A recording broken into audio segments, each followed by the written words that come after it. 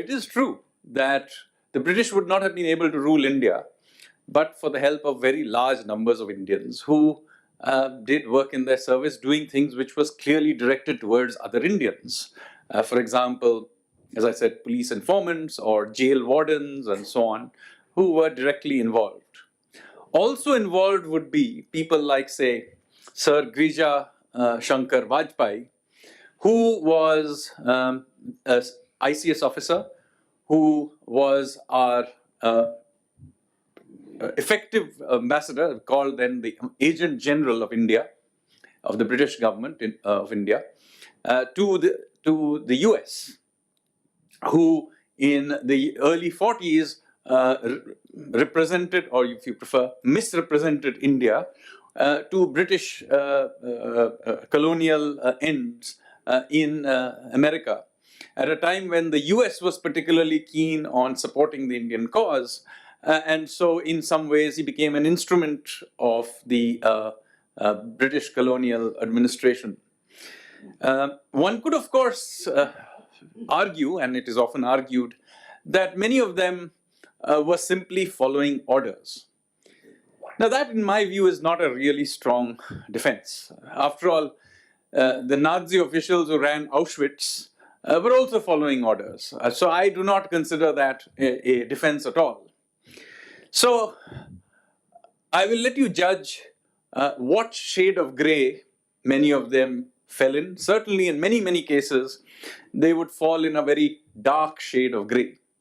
But I'm not even going to talk about them in today's talk, because there are many others more who will be much more black and white, and as you will see.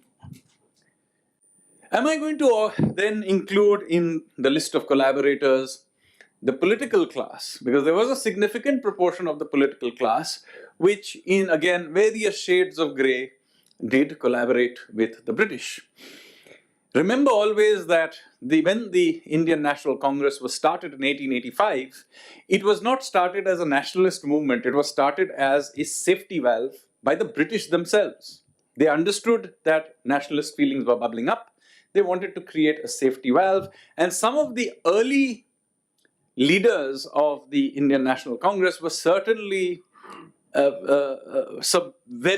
almost embarrassingly subservient to British cause. I mean, they would at best raise some minor issues, and that also in almost words that are almost painful to read today. The likes of W.C. Banerjee, for example. You should go and read some of his speeches. And it's only really towards the end of the 19th century and early 20th century, thanks to the coming forward of leaders such as Bal Gangadhar Tilak, Bipin Chandra Pal, and Lala Lajpat Rai, the Lal Bal Pal trio, and of course Aurobindo Ghosh, who basically gave the Congress a much stronger bite.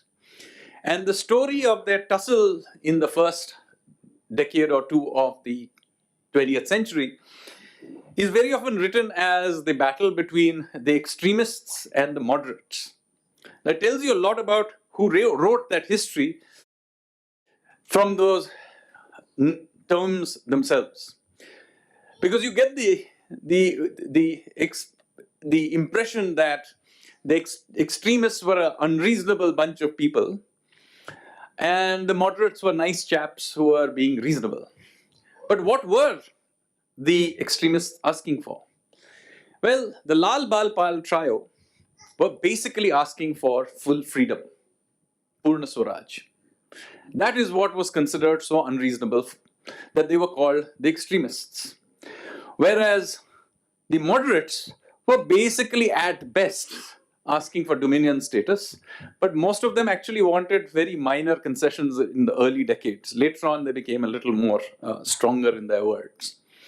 So if it had not been the British and their moderate friends who had written the history, perhaps the better wording for this would have been that tussle to have been named as the Nationalists versus the Loyalists.